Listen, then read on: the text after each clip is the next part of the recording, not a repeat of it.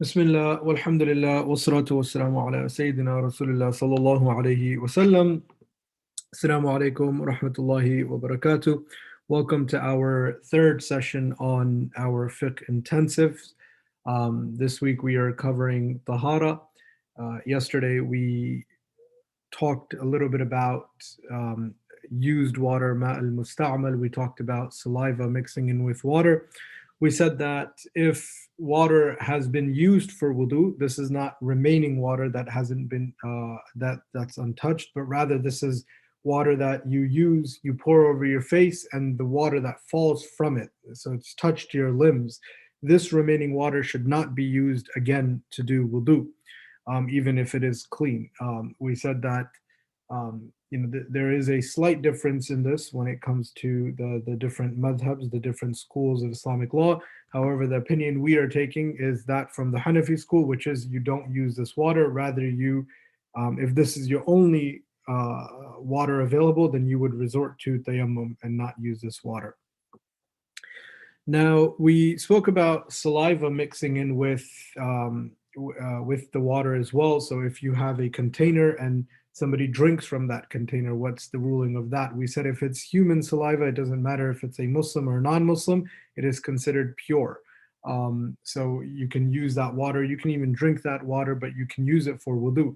If an animal drinks from that bucket or that water source, then we said if that animal is halal to eat, it will not affect the water. If the animal is not halal to eat, but it is not an impure animal, then that water should be avoided. You shouldn't use it, and you should use it as a last resort. We said if the animal is impure, such as a dog or a pig, and it drinks from that water, then you can't use that water. We said the ruling would be the same as something impure mixing with the water. So then you would run through that same process again. We spoke about using containers made from gold and silver to do wudu. We said it is prohibited to eat from utensils, use cups or anything like that that is made from actual gold or actual silver. Now, this is not the color gold or silver. That's perfectly fine to use.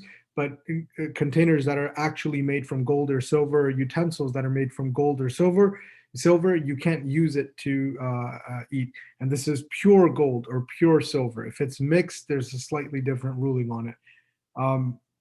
Now, these things can be purchased as decorations. That's perfectly fine as well, but you can't use it to eat. You could use it to do wudu. So if you have a container, somebody's pouring water from it, that container is made from gold, or your sink faucets for some reason are made from gold. In those cases, you can use that for wudu. We spoke about istinja. So we went through some of the rules of istinja, which is cleaning yourself after using the bathroom. We said if water is available, this should be your first choice of how to clean yourself after using the bathroom, that you use water to purify yourself.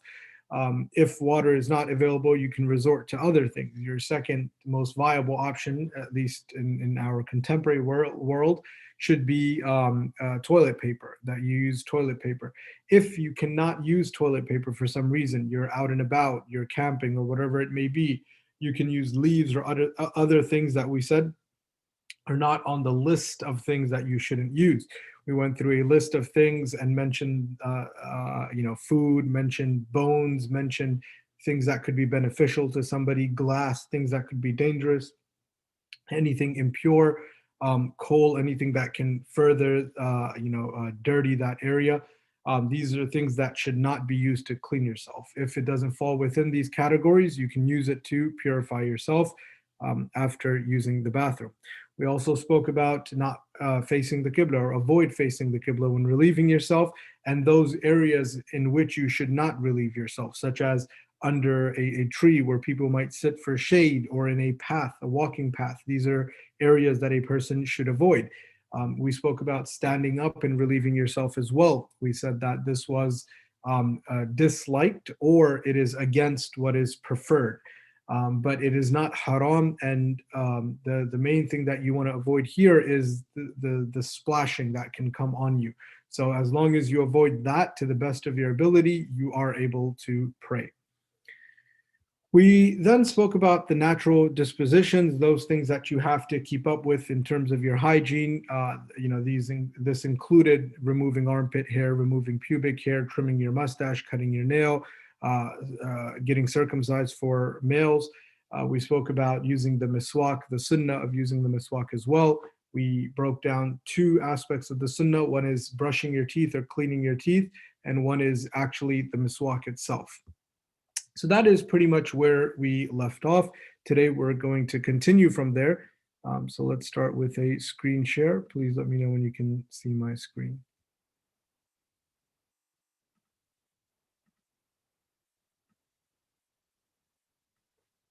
Somebody can let me know in the chat.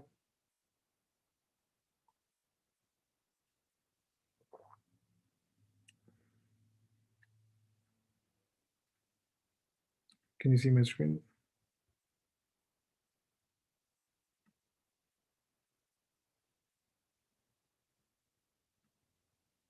Okay, Jazakallah khair. So now we are going to start wudu. We're going to talk about what wudu is.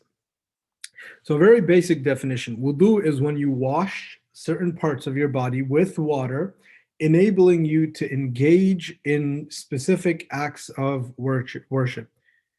Um, Now, this essentially is washing certain limbs, right? Most of us will be familiar with these limbs, but washing certain limbs with water, because if you don't use water, if you use something else, it's called tayammum. So washing these things with water, and then it enables us to do certain acts or specific acts of worship. Not every act of worship requires wudu. Who can give me an example of an act of worship that doesn't require wudu? You can unmute yourself and say it as well, or you can type it. That's fine. So an act of worship that dhikr, there you go. That's one act of worship that doesn't require wudu. Now remember, these acts, they can be good with wudu, but they don't require. Wudu is not a prerequisite. What else? So dhikr is one of them, right? If you don't have wudu, you can still do adhkar. What else can you do without wudu? Fasting, very good, right? You don't need wudu for fasting.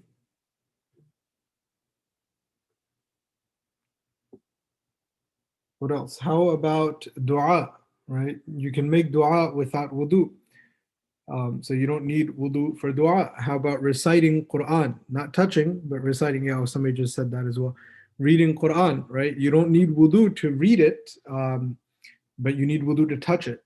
Or, for example, if you pull it up on an app on your phone, you don't need wudu for that. You can use the app without it, and you can recite from that as well. Same thing on your laptop. It's only when you're touching the Quran itself. Now, some people would say that avoid touching the Arabic part of even the app or whatnot, but that's debated whether that would even count or not. All right, so certain acts of worship don't require wudu, but certain acts do. Acts that require wudu mainly are prayer, right? The five daily prayers that we pray, they require us to have wudu. Same thing with touching the Quran, for example, requires us to have wudu.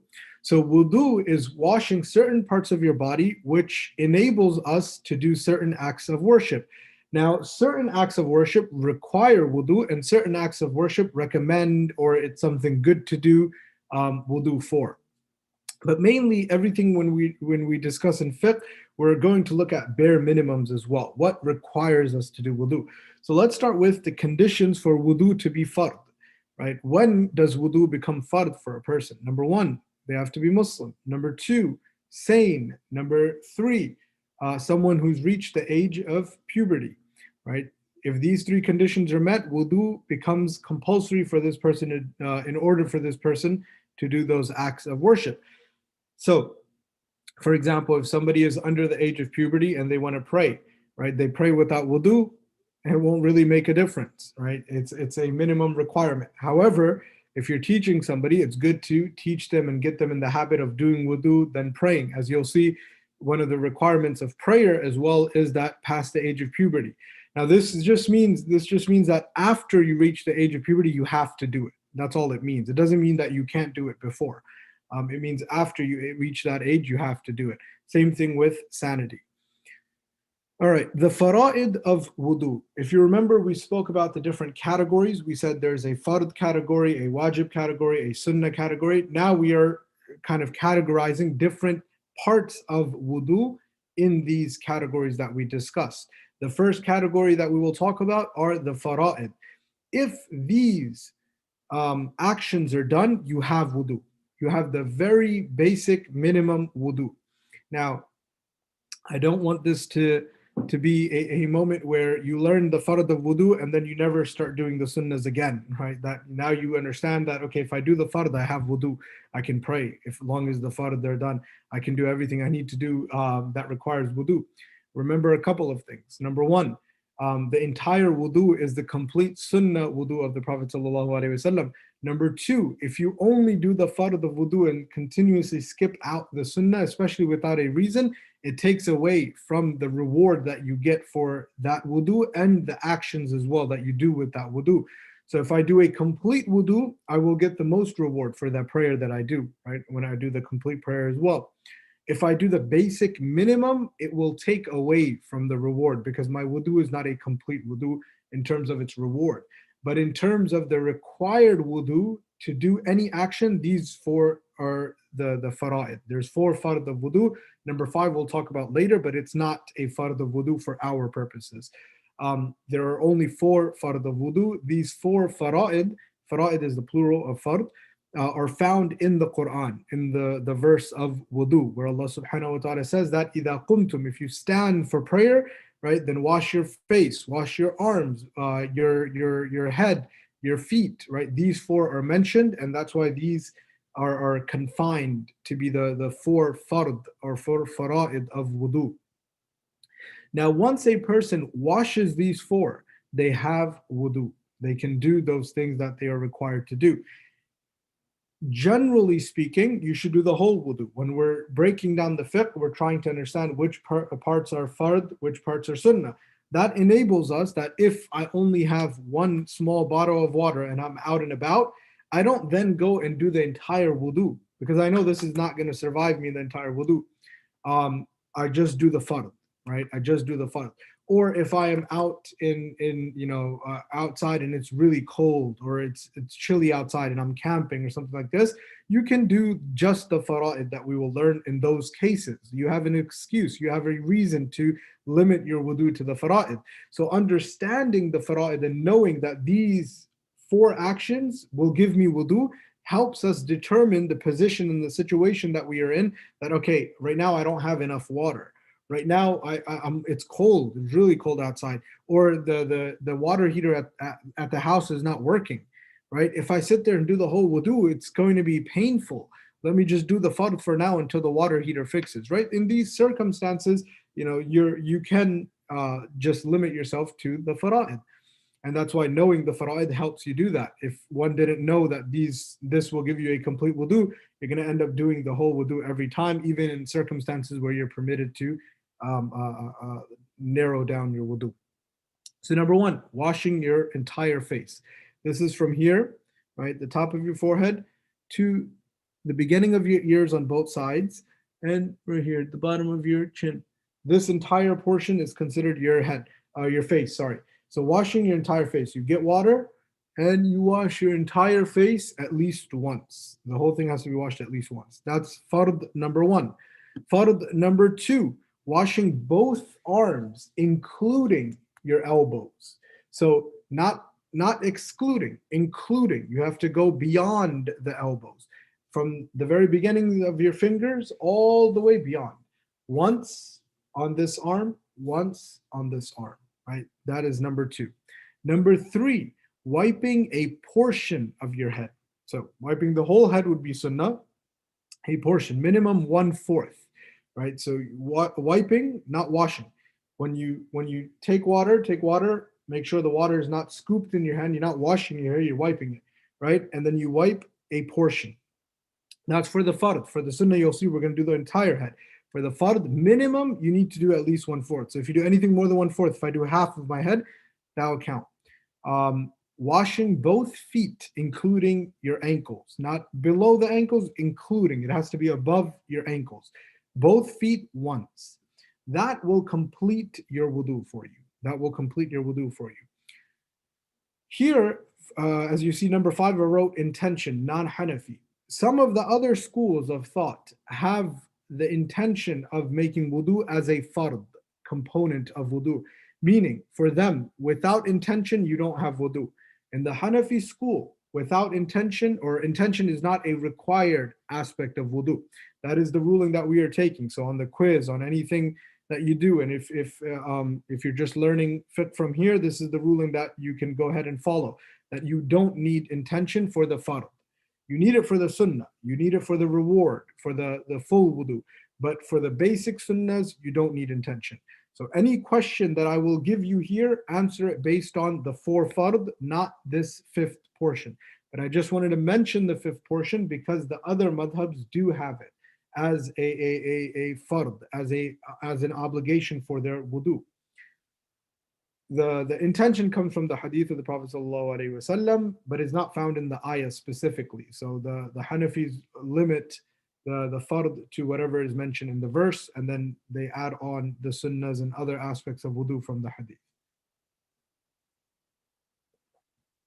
So here I will give you one or two questions. Number one, or scenarios, and then you can answer in the chat, or you can unmute and answer. If in the morning I wake up and I take a shower, right? In this hypothetical shower I just took, my entire body was washed with water. So I just woke up in the morning, took a shower, went to work, right? My entire body, my hair, everything, entire body was washed with water. Do I have wudu? Yes or no?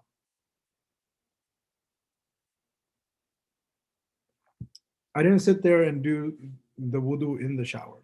So I just, stood under the um, thing.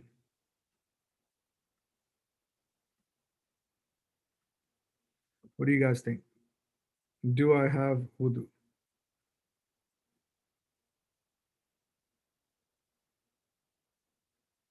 Okay, I'm getting some answers that are coming in. Okay, so the correct answer is yes, I have wudu. Remember, intention is not a requirement for wudu. For our purposes, intention is not a requirement for wudu. Again, I just mentioned it here just so you're aware that other people or other scholars have that or teach that as a requisite, but we are only doing four. Um, you don't need intention for wudu. You don't need intention for wudu. Wudu, other certain acts of worship, let's put it this way, certain acts of worship require intention. For example, prayer, fasting, these are acts of worship in itself. Wudu is an act of worship that, or is an act that allows you to or enables you to do another act. So there's slight technical difference between certain types of acts of worship. Again, that's not our topic, but for example, for prayer, intention would be a requirement. For fasting, intention would be a requirement. If you were hungry all day, it wouldn't count. For wudu, it is not. As long as those parts are washed, the goal of wudu is to wash those parts, as the verse says. As long as those parts are washed, as the ayah says, إِذَا قُمْتُمْ إِلَى الصَّلَاةِ, when you stand for prayer, wash this, wash that, wipe this. As long as that is done, you have wudu. Right? So intention is not a requirement. So I took that shower in the morning, I have wudu. Now, it is not the complete wudu, right? It is not the best form of wudu, complete meaning in terms of its reward, right? You can get a more rewarding wudu done if you do all of the sunnahs, you wash each part individually 3 times, all of that stuff. But you have wudu, meaning you can pray. So now you got to work, you realize, oh, it's dhuhr time. Do I need to make wudu? No, I already took that shower in the morning. I have wudu. Example or scenario number 2, you are at the beach. You go for a swim at the beach. You're completely submerged underwater and you're swimming underwater, right? You come out, time for prayer. Do you have to do wudu or do you have wudu? The question is, do you have wudu, yes or no?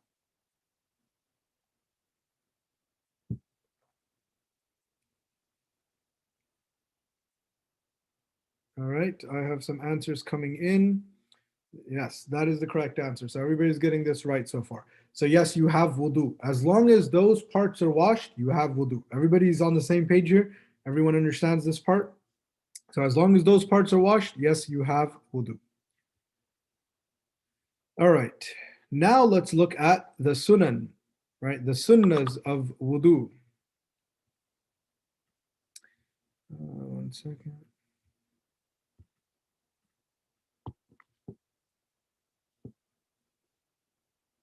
All right. So, sunnah number one, saying Bismillah, to begin with Bismillah. Number two, brushing your teeth or using the miswak, right? So, this is part of wudu.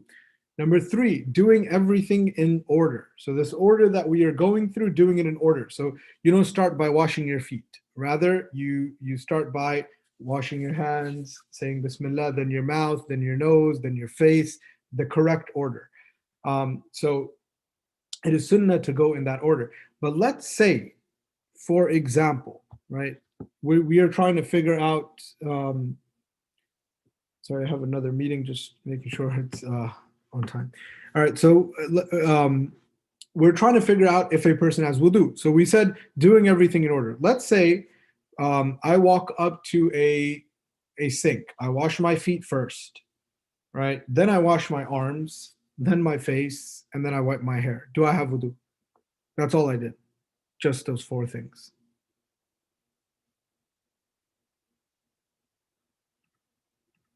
And I know a lot of this sounds weird, right? Like who does that? But what you're trying to do is understand, does this person have wudu or not? Um, we've learned the system of wudu. Now we just need to put it into practice. So this person washed their feet, right? Then they washed their face, then their arms, then their hair, right? So this person does have wudu, right? Or wipe their hair. Sorry, this person does have wudu because the four parts that need to be washed, they were washed, right? Doing everything in order is a sunnah, and as you'll see, it is considered makruh to do it, to not do it in order, right? I think it comes down. Um, I don't know if we covered in this. What breaks your wudu?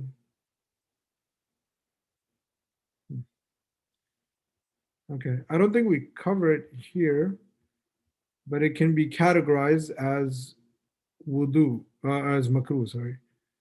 Um, and again, it would be a light makruh, like a dislike thing. So or it can be categorized as um, against what is better to do, kind of thing. So here, doing it in order will not take away from the fact that this person does have wudu. So even if it's not washed in order, washes the feet first, then the arms, then the face, then wipes the hair, you still have wudu because those four parts are washed. But doing everything in order is the sunnah, is more rewarding. Remember, when we do the complete wudu, that's when you get the most reward. The hadith, for example, Imam Muhammad in the fiqh books talks about the difference between just doing the fard or doing it without intention. Actually, that's where he makes this point. That if you do wudu without the intention, according to Imam Muhammad, that without the intention doesn't give you the reward of wudu. So he says intention is a requirement for the reward of wudu. So according to Imam Muhammad, who's one of the great Hanafi scholars, there's three major Hanafi scholars, Imam Hanifa, and then the two students that he has. There's other students that he has as well that are major students, but Imam Abu Yusuf and Imam Muhammad are two of the major students of the Hanafi school. Majority of the Hanafi major books are written by Imam Muhammad. So Imam Abu Hanifa's fiqh is preserved through Imam Muhammad's writings.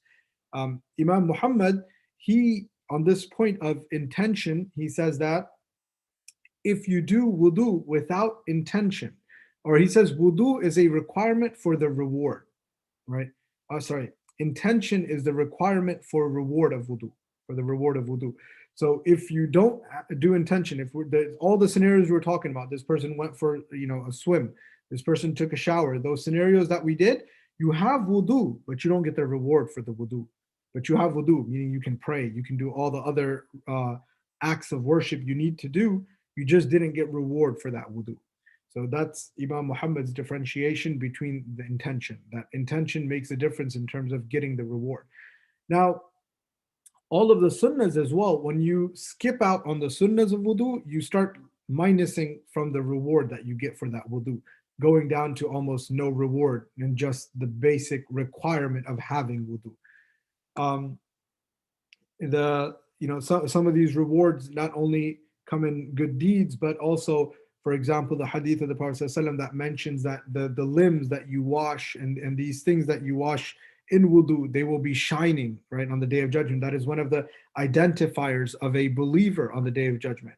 So those things that come in the hadith as rewards for wudu without intention, a lot of them you're not getting. You're missing out on them. Without doing the sunnahs of wudu, a lot of that reward you are not getting as well. So that's why I keep emphasizing it's important. If you have some valid reason to confine your wudu to the fara'id, go ahead, do it in those situations when there's a need, right? But if there's no need and you're just doing the fara'id, you're losing out on a lot of that reward. All right, doing everything in order, washing your hands, right? So all of these are going to be 3 times, except for wiping your hair. So washing your hands, right, 3 times. Then thoroughly rinsing your mouth and gargling water. So you want to rinse, get it all in there, right? You want to make sure if there's any food or anything in your mouth, it comes out. So you want to rinse your mouth, and then you want to gargle as well. So you want to put water in, gargle it. When you're fasting, you do not gargle. It becomes makruh to gargle, because the sunnah of gargling or the sunnah of removing all the dirt from your mouth, right, versus the possibility of breaking your fast by accident by that water going down, and it will break your fast because you knew you were fasting and that water went down. It will break your fast. The breaking your fast, it's a lot more dangerous. So it takes precedence and it becomes makruh for you to gargle intensely while you are fasting. So when you're fasting, you don't want to do that. You just want to quickly rinse your mouth to avoid any water going down your throat. Next, you have cleaning your nose, right? So now I said Bismillah, I washed my hands, rinsed my mouth, did the miswak, I cleaned my nose. We mentioned before you should use your left hand if possible. If not, you can use your right hand. If it's difficult for you to use your left hand in those cases, you can use your right hand if it's easier, or you're right-handed versus left-handed. Here, there's different ways of doing it. The idea is to clean your nose, right? Just whether you blow your nose, just get water in there, make sure there's no boogers in your nose or anything of that sort. It's all cleaned out. Then you want to take water and you want to wash your face, right? Wash your face. At this point here, you can run your fingers through your beard. If you have a longer beard, right, you can just get the outward parts of your beard. If you have a thinner beard, you can kind of rub it a little bit to get the water under and towards the skin. So depending on your beard as well.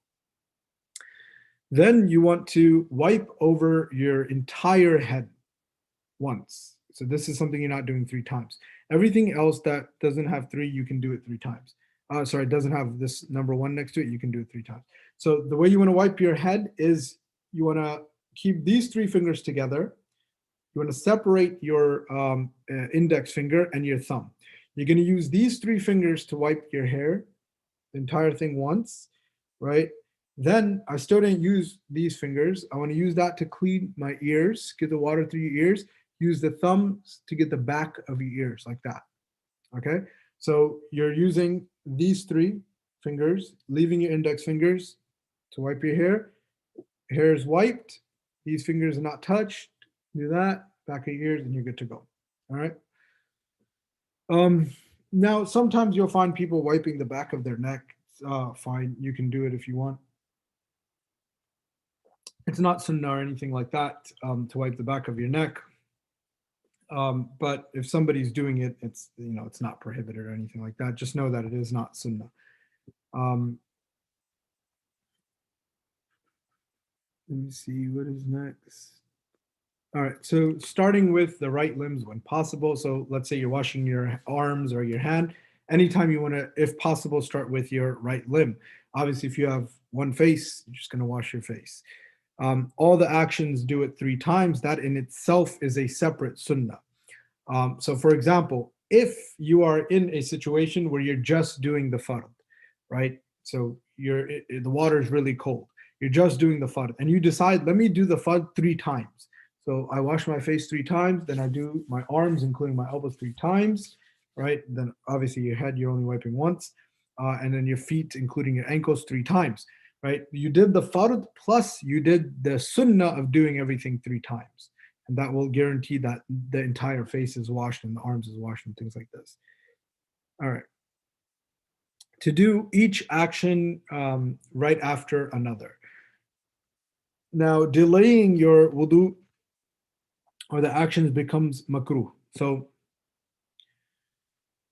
um, basically, there's 2 types of delays. Let's put it this way: if your limbs, the water from wudu dries, right, then that's too long of a delay. You have to start your wudu again, unless there's a reason why it's drying. So, for example, you are in the burning hot desert, and soon as you wash your face, by the time you get to your foot, your face is completely dry. There's nothing you could do about that, right? But if you wash your face, then you're like, you know what? Let me go make coffee. So then you walk downstairs, you start making coffee, take a couple of sips of your coffee. Then you go back upstairs. You're like, all right, now let me start on my arms, right? No, that's too long of a gap. Your face has dried. You need to start your wudu again.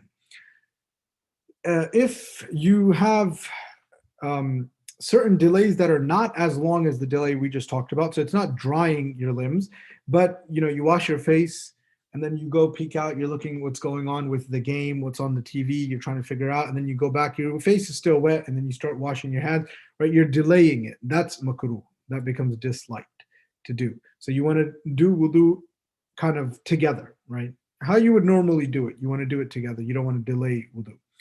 And then reciting the du'as for wudu.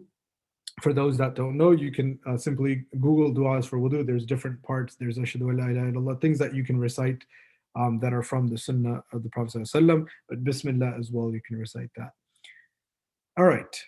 So your full wudu would be starting with bismillah, washing your hands 3 times, water in your mouth 3 times, miswak, cleaning your nose 3 times, washing the entire face 3 times, getting your beard, right? Washing your entire arms, including your elbows, both of them 3 times, starting with the right. After that, you want to do your hair, right? You want to do the hair, use the index fingers for your ears, the back of your ears. That is only once, all of that, just once. You're wiping your hair, not washing, so you're not grabbing that much water. Then you want to do your feet, right? Both of your feet, including your ankles, 3 times, and you want to get between your toes. Now, there's also another part of wudu that you can do, which is getting between your fingers. So if you just kind of go like this to get between your fingers, that would ensure that you got water everywhere. All right, things that break your wudu.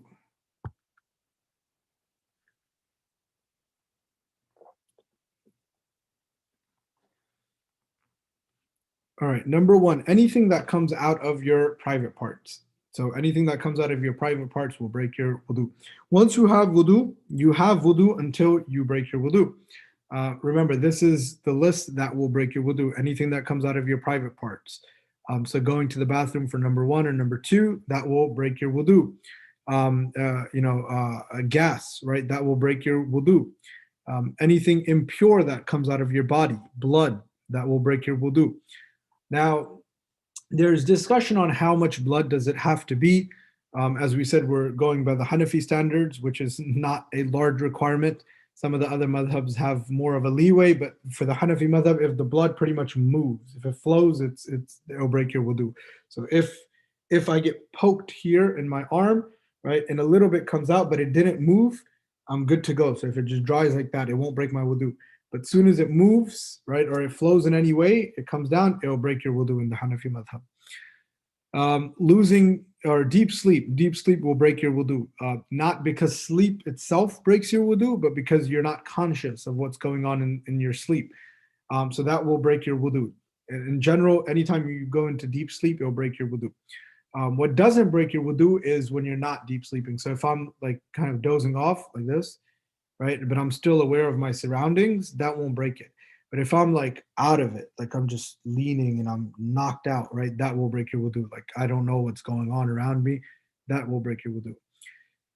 Um, Losing your sanity, right? So losing your sanity, you go under, you go to the dentist or something, and they put you under. That will break your wudu, mainly because you don't know what's going on, but also losing your sanity, losing control to an extreme level, like extreme anger, that will break your wudu as well. Laughing out loud in prayer. This is a Hanafi thing. Laughing out loud in prayer breaks your prayer for everybody. For the Hanafis, it breaks your wudu as well. Anything that requires you to take a shower. So this is the shower, the wajib shower is going to be discussed a little later, but anything that will require you to take a shower, right, such as sexual intercourse, that will automatically break your wudu. Anything that automatically breaks your Islamic shower or requires you to do a mandatory shower will automatically break your wudu and require shower first, then wudu, or shower and it'll suffice for wudu.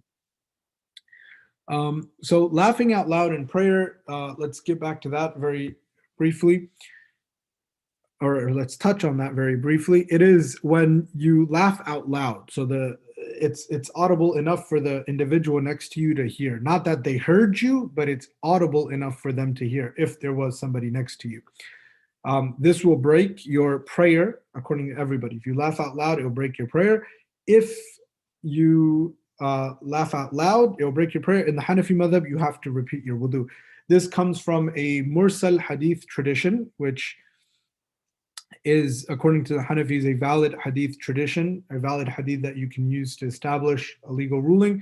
The other madhabs don't view it precisely the same. That's why they don't have this wudu requirement, in which the companions were praying, and one of the companions comes running in and trips and falls. And the companions that are this companion is kind of coming in to join prayer, trips and falls, and the companions start laughing. Right, so they hear somebody coming in for prayer, and bam, they hear somebody falling, and probably somebody started off, but somebody started off the laughing, and it's contagious. So everybody started laughing from that group.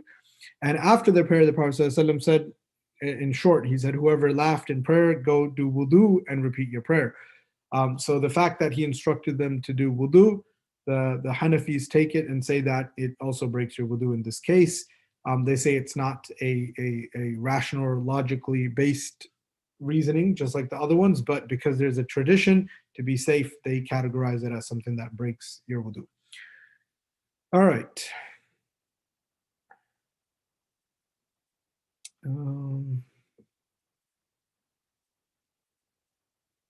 So these things will break your wudu. So let me ask you some questions just to test our ability to use these categories. If somebody, let's say somebody gets into an argument with somebody else and starts cursing, every single curse word you can think of. At the end of the argument, both of them just go their own ways. Has this person broken their wudu? The one that's cursing.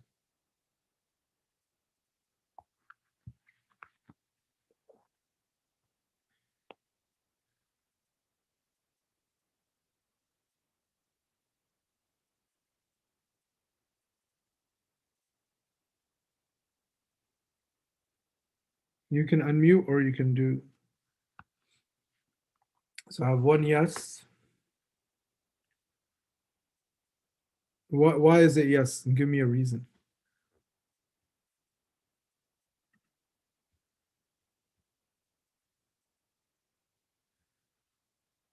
Let me put it this way. Before you answer, well, I didn't say extremely angry in the scenario. I just said they're arguing.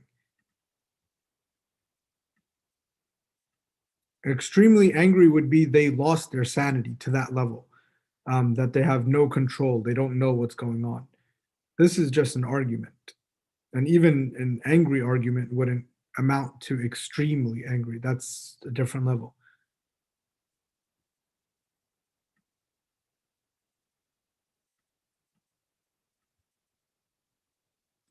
Okay, I have somebody saying anything impure, including speech.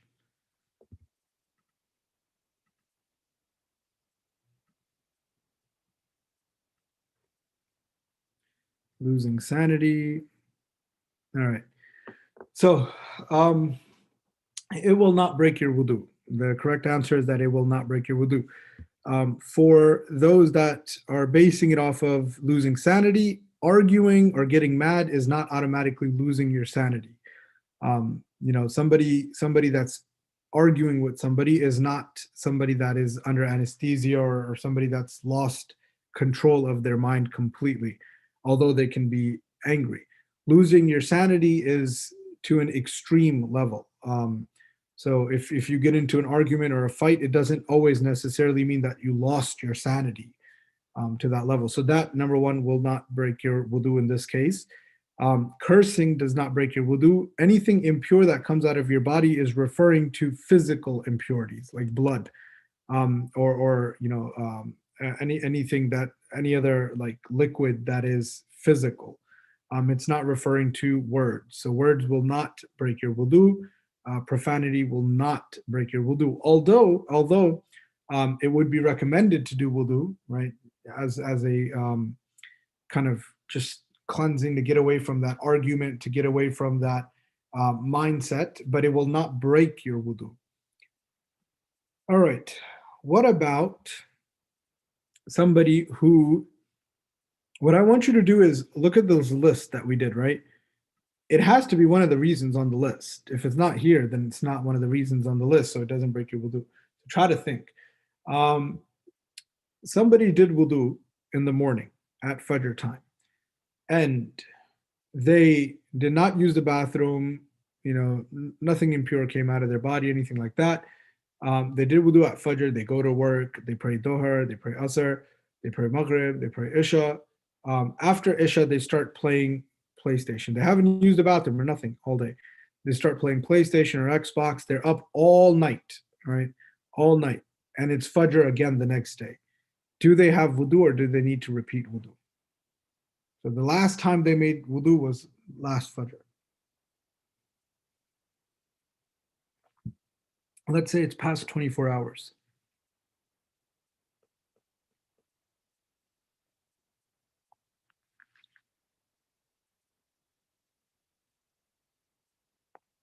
What do you guys think?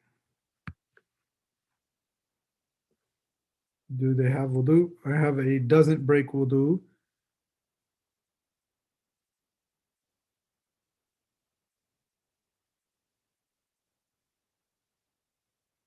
Anybody else? No. Okay. The correct answer is no. It doesn't break wudu. This person has wudu. All right. So that's the correct answer. This person has wudu. Because there's no time limit on wudu. As long as one of these things didn't happen, they have wudu. It can, if they're awake for, they didn't go to sleep. If they're awake for 3 days somehow continuously and didn't use the bathroom and none of this stuff, they still have wudu as long as one of these things didn't happen. As soon as one of these things happen, they lose that wudu. All right. How about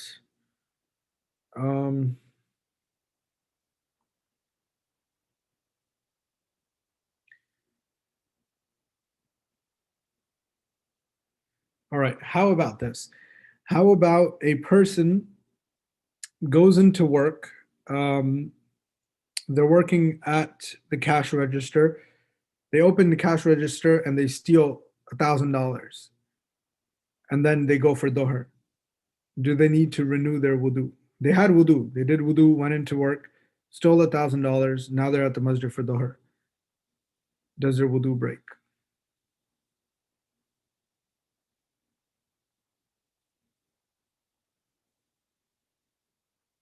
I have no. Any yeses?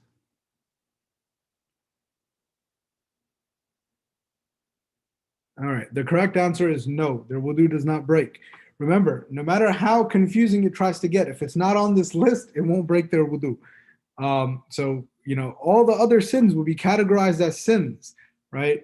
Obviously, if you want to be in a better state of purity, do wudu, right? After you've done something evil or sinful, just to renew and refresh it. But you still have wudu. As long as your wudu is not broken, you still have wudu. So in this case, even though this person stole, that is sinful and that is a sin, The wudu itself is something separate. It didn't break here because none of the things that break wudu took place.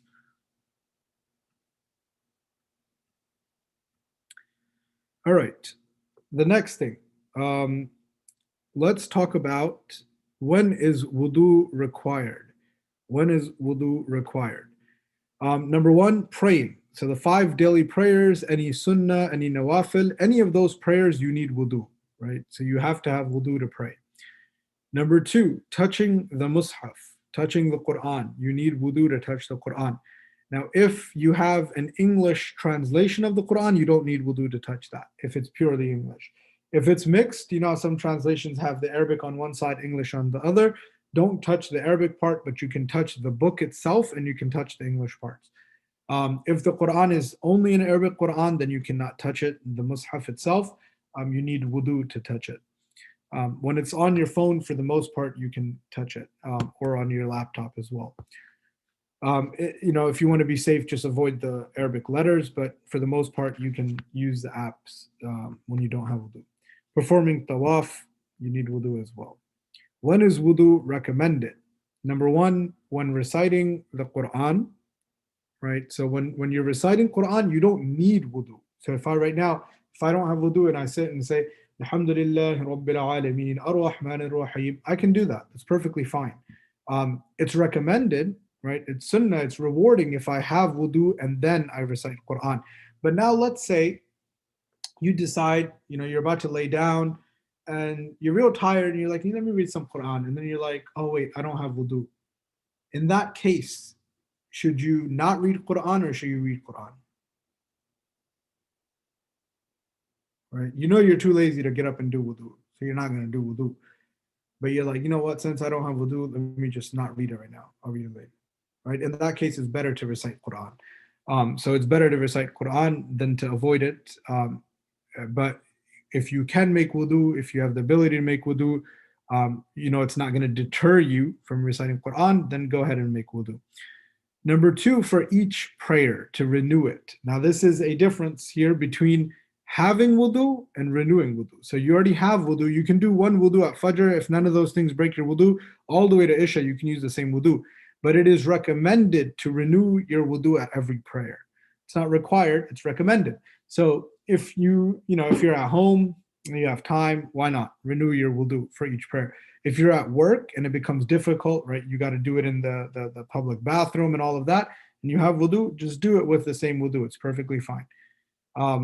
Number three, while taking a shower. So if you remember when we were breaking down the fard, we said if those parts are washed, you automatically have wudu. However, it's recommended while you're taking a shower to do wudu, right? So while you're in the shower, it's recommended to do wudu. If you weren't to do wudu, you still have wudu, right? So I'm in the shower, right? Water hits my entire body once, I have wudu. But it's recommended that while I'm under that water in the shower, wash my face, do my arms, right? Do the parts of wudu. So to do an entire wudu while you're in the shower.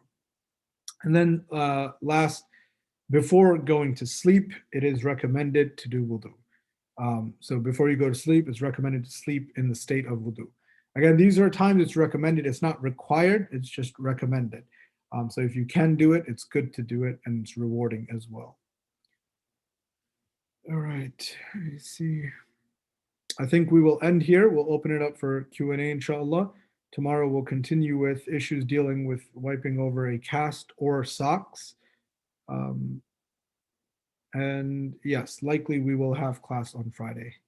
I tried to see if I can give you a day off, but because it's only an hour, it's difficult to complete it in 4 days. So we will do Friday, inshallah, as planned. So the schedule that I sent out actually has Friday included, but I was just trying to see if I can finish the class by Thursday and then give you the quiz.